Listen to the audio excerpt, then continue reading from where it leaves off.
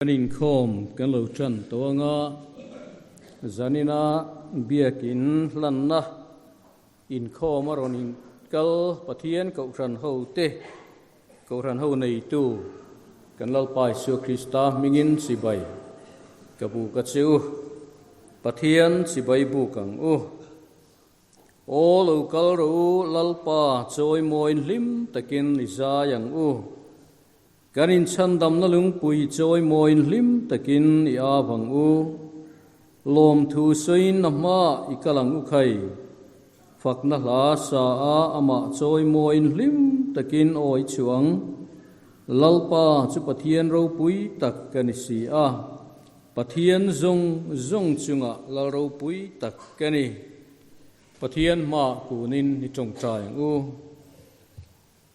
olalpa kan pathian kan pa du tak I kau tran ho te min kai suai zela kan momo engkim min ngai tua saka min tho saka lalpa imal som na lutak nen minum zui ze lawangin kan lom thu kan thila che hei zanina hian kau tran ho ten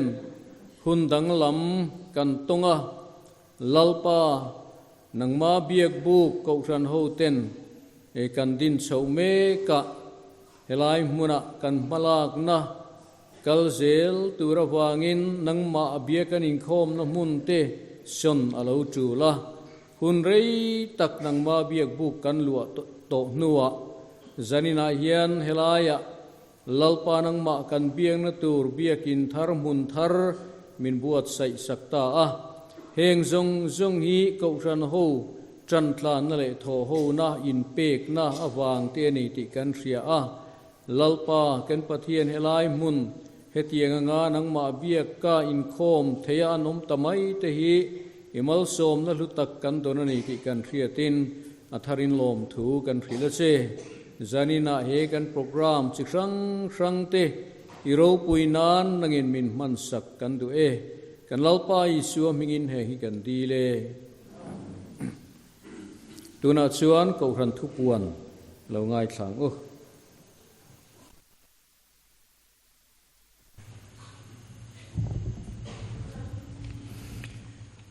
zaina hun dang lam tak mai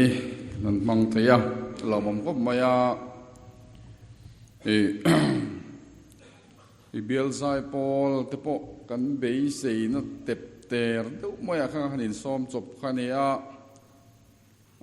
heti hian aron in ro man theya tin ko ran zai pol te po in bo sei na hun thra nei kha aum vak lova hun kan program siam hi ma taka siam lok ani lova ma ro chu hetiang hian ro man na angin hun kan mang te din kan pro pastor le kan pastor te po bial ho tu ni da angin ti hian program kan ro man nang takin hun meron man pui thei boka an lom hle mai an chunga lom thu kan han soi mu sa zaina hun kan man dan tur hi biagin tharlan na in khom ani angin kina kan pastor kan chairman in biagin tharlan na hun manganga in lom tu soi tong trai rol na hun te kan manganga thuril tu upai flom zuala ko from chairman ani ang tin in khom pana hian refreshment committee in thingpui in tur min bo sai saka an chunga kan lom hle mai in khom zong tan in khom pana kan kal chho pa in thingpui kan in theu don nia nak tuk lampang hun te po hi han pawangila nak tu ka hian Sunday school cover Sunday school ni ko from ni poimo kan mangdo na hetiang hi kanin khom program ani do na ni choma in khom soi tu upa pi vanal nga ka Sunday school superintendent tan tu puwan lom thanga Reverend VL Zai thanga chanchin then khatna kan zeranga soi tu upalorem siama chonu in khom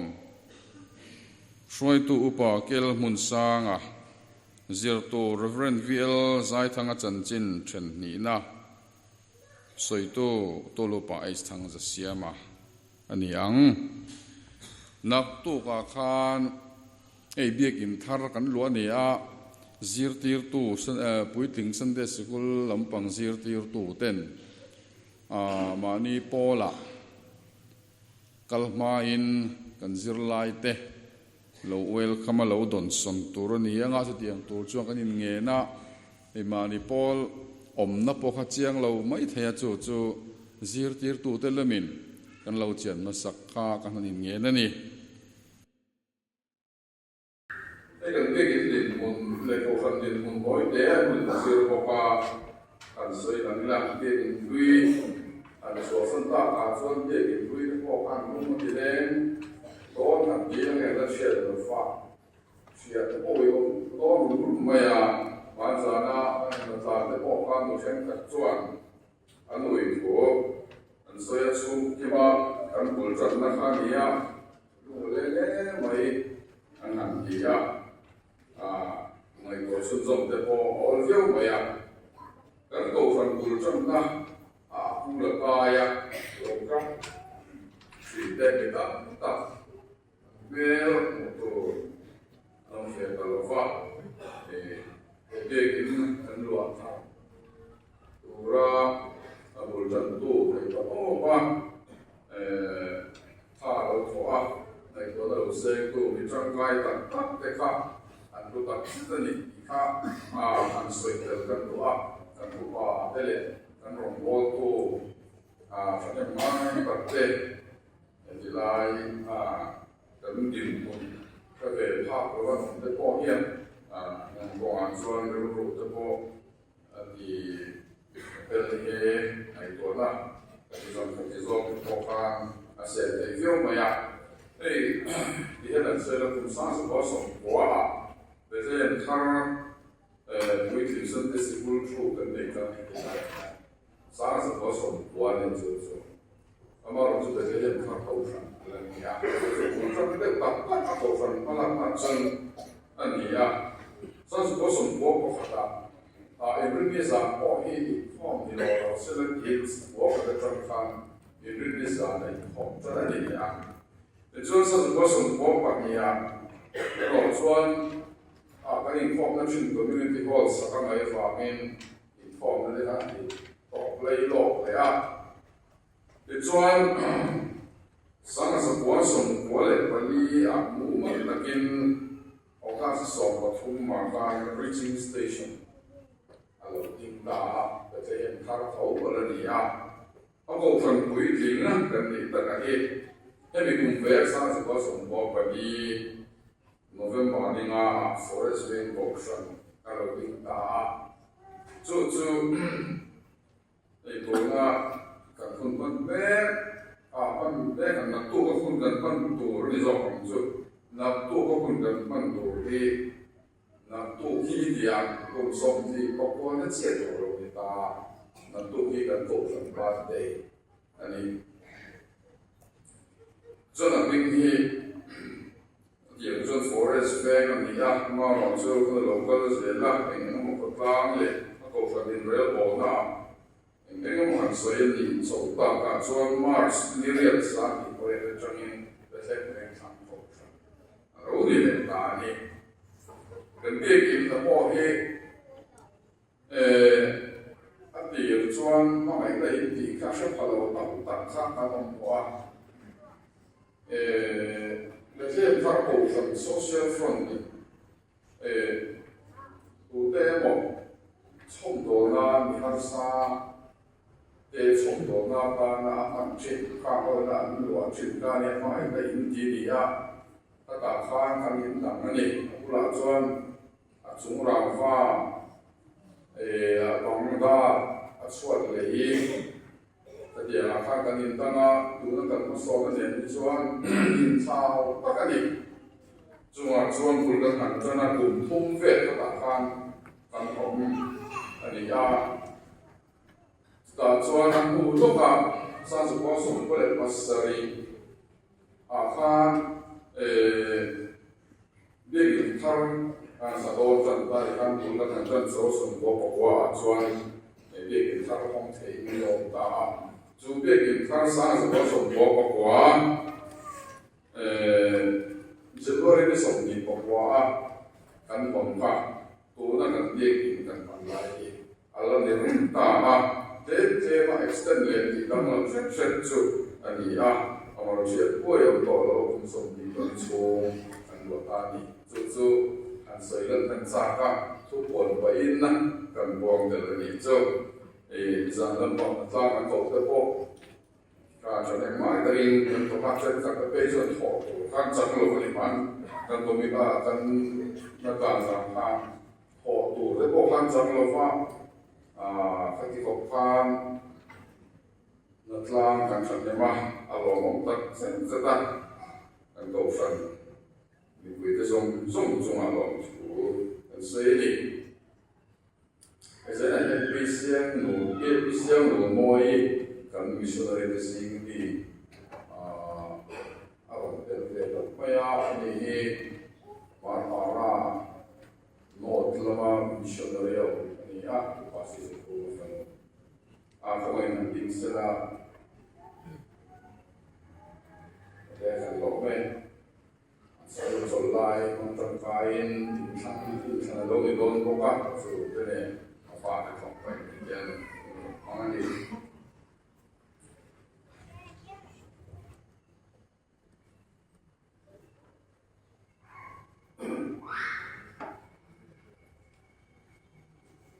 itu rasuan dan sain bagian proteksi moin lain sama Kristian kamu nomor sembilan Pakuana nomor 9 Pakuana mal min so kuin wan kuan rorel irin kong khan kong leta lu sayo wanda lo min kan teram lo kalau sediain sembilan Pakuana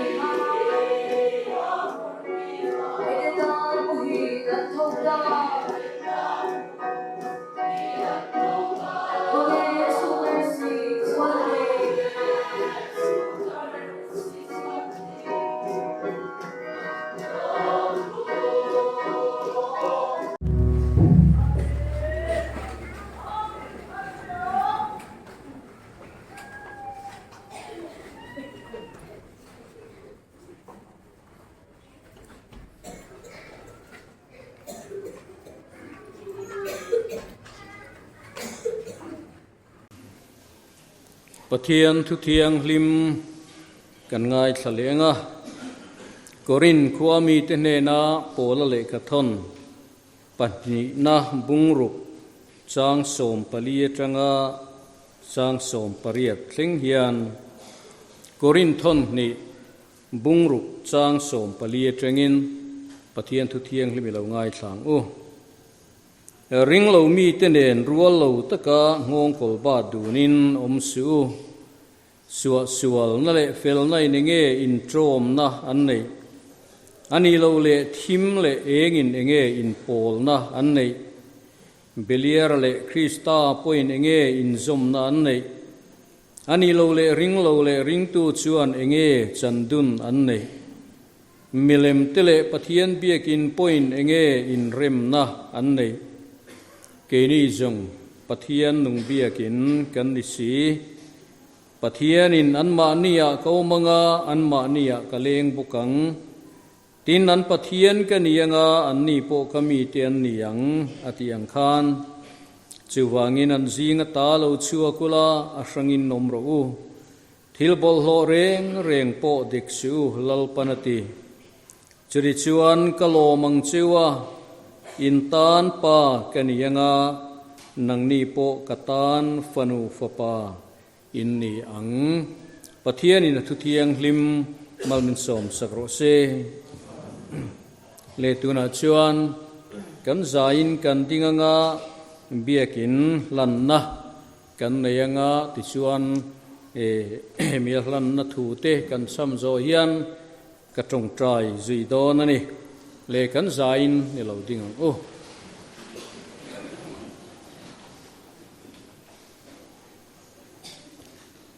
he in hi pa le fa pa le tharau thiang hlim kan biak na le kan pol na in ni turin Isu Krista chandam na chan chin tra fil na mun ni turin le ring tu te lalpa thuwa ti thamuan na le ti chak na in ni turin fil na le mangai na ti pun na in ni turin le pathian ram ti nge le ti zau na mun ni turin pathian ne na kan hla ne amen i tong tra yang u olalpa kan pathian kan pa du tak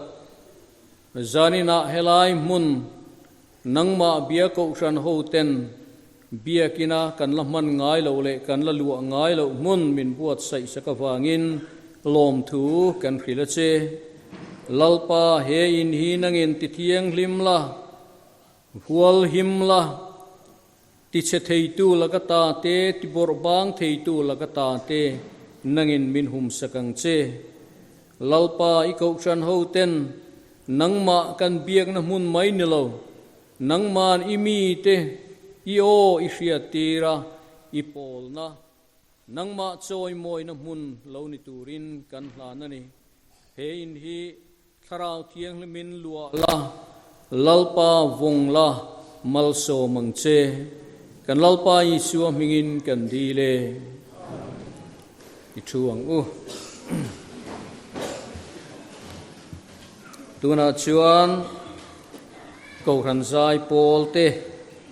pathian fakla saturin lo so mang u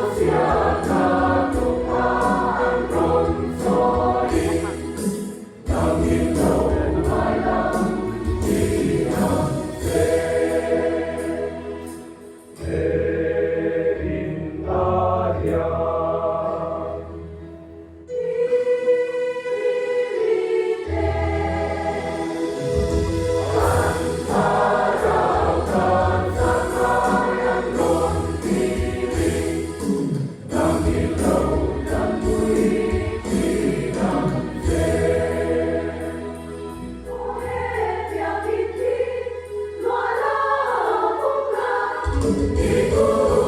tiap di makan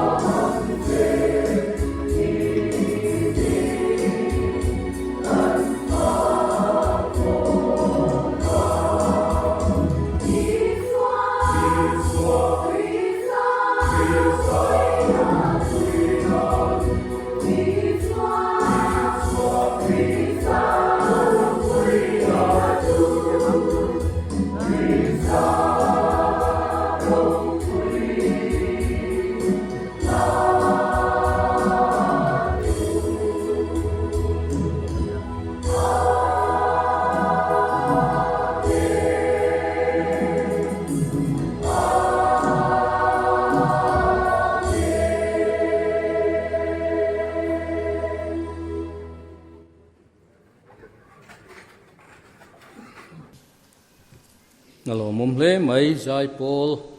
ko ran zai pol ro pui tak kan ne ya tuna chuan kan ko ran ziak tuina sei tawang khan trong trai ruala kan biakin pathian ne na lan na kan ne yanga e kan khria tangin e zanin hi ko ran ho te trong trai rual hun pa ngai thin po ani thowa e zaina ro chuan hun bik kan mana wangin e biakin e hi pathian chen na le mimal mal te point kan zavain ama ne na kan in pol na tak chan na alo ni theina tura hlan na le mani in hlan na kan ne yanga sumi ba ka chuan dam lo te ta na ne mo har sat na nei te mo thil dang trong trai pui tur kan hria tang te kan trong trai pui bokanga tin elai atang hian kan thobel ram du chu e kan ram hruai tu MLA kan thlang do na heta hian mi pui ten ril rudik ril ruthiang lim kan neya pathian tri chunga kan ram min en kol le kai hruai tu tur pathian hena kan di la ti tak zeta kan trong trai atu le maya ram pum thu ngai tu in MPF Mizoram People Forum 10 in thlanna fel fai le thiang hlim nei tura thei top chua zirtirna min pek le political party sang te ne na sei ho na atanga thuthlung te kan ziaka chutianga kan bei chung po chuan e mun then khata tu te mo tlin lo hlau chuan khang ang Christian te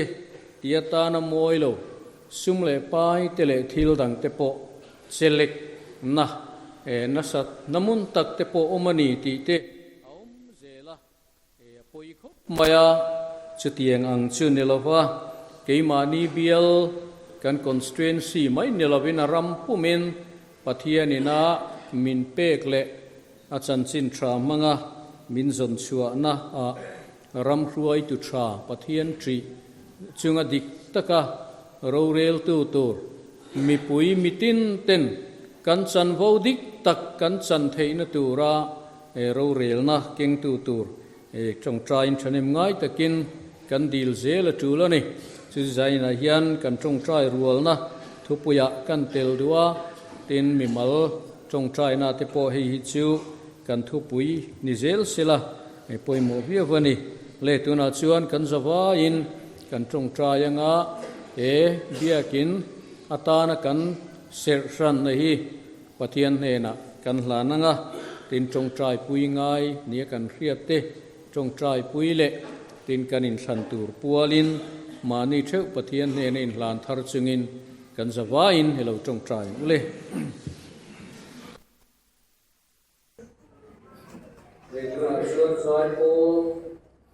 Pastor Bill Zai